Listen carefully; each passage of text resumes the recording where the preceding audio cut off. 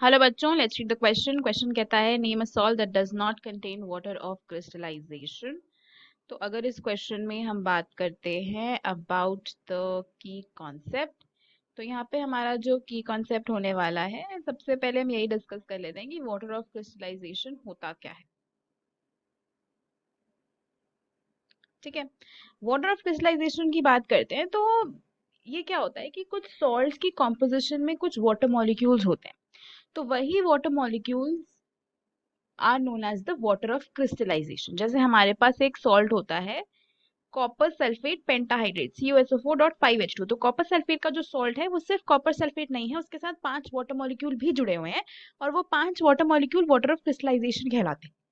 Right, तो ये water molecule salt के स्ट्रक्चर में ही प्रेजेंट होते हैं, सॉल्ट के साथ ही प्रेजेंट होते हैं कितने मॉलिक्यूल्स, बेसिकली सॉल्ट हाइड्रेटेड जो होते हैं उनमें वाटर ऑफ क्रिस्टलाइजेशन प्रेजेंट होता है।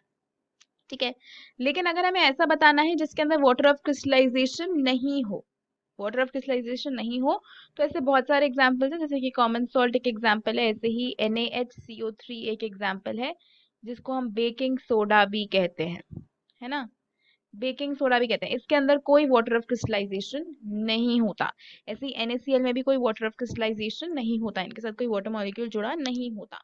ठीक है, तो ये ऐसे एग्जांपल्स हो गए जिनमें वाटर ऑफ क्रिस्टलाइजेशन नहीं है। तो इसका जो बेस्ट और मोस्ट अप्रोप्रिएट आंसर जिसको हम कहेंगे वो होगा baking soda, sodium bicarbonate. Right, that is it for the question. Hope you understood it well. Best of luck.